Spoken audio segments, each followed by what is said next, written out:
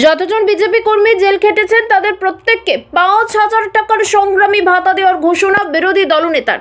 এখানে নতুন আইসি খুব বাড়াবাড়ি করছেন, বাড়াবাড়ি বন্ধ করুন। ভূপতিনগরের ওসির কি হয়েছে দেখেছেন? এরপর আপনার পালা। নন্দীগ্রামের আইসিকে হুঁশিয়ারি বিরোধী দলনেতার। বিজেপি যেদিন রাজ্যের ক্ষমতায় আসবে, যে সমস্ত বিজেপি কর্মীরা জেল খেটেছেন তাদের সংগ্রামী ভাতা দেওয়ার ঘোষণা করলেন বিরোধী দলনেতা শুভেন্দু অধিকারী। তিনি বলেন, যতজন জেল খেটেছে প্রত্যেককে ৫,০০০ টাকা করে ভাতা দেব।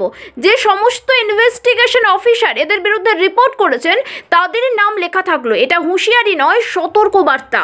এখানকার নতুন আইসি শুনছেন নাকি? রাস্তায় আছেন না? নইলে আপনার কোনো লোক আছে? আপনি খুব পারছেন,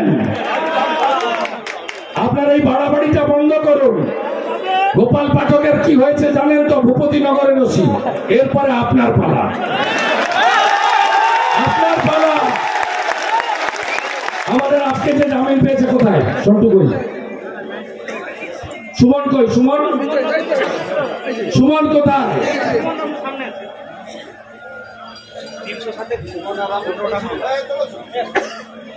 আজকে জামিন পেয়েছে, কালকে পেয়েছে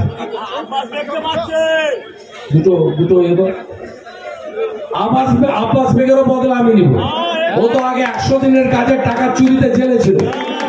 ওর সার্টিফিকেটটা জাল, ওই যে সার্টিফিকেটটা দিয়ে চাকরি করছে না, তার দোয়ায় আপনারা জানেন, আমি আর নাম বলবো। ওই সার্টিফিকেটটা জাল। শামসুলকে বলবো একটু কম খেলো ভাই, কম খেলো ভাই। শক্ত আছো তো? স্পিড বেড়ে গেছে একদম। আমরা যেদিন সরকার করবো না, তোমাকে পেনশন দেবো।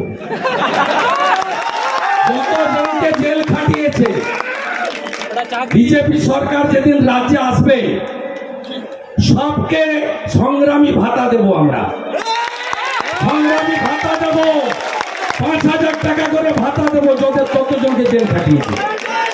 আর যে আইওরা মিথ্যা রিপোর্ট দিয়ে এদের গ্রেপ্তার করেছেন তাদের নাম লেখা থাকলো। এটা হুঁশিয়ারি নয়, এটা সতর্ক বার্তা। খসান এখানে ৩০০ মামলা করেছে, সব নেতাকে জেল খাটিয়েছে। আপনি ভেবেছেন আমি ছেড়ে দেব? এখানকার এসপি আর আইসি কে বলে গেলাম, ইলেকশন কমিশনের আন্ডারে আছেন, উপরে কোর্ট আছে, তার উপরে জনগণ আছে। চোখা কি সবু দেখেছি, জনগণ সব দেখছে। এদিক ওদিক করবেন না। সবাই ভালো থাকবেন।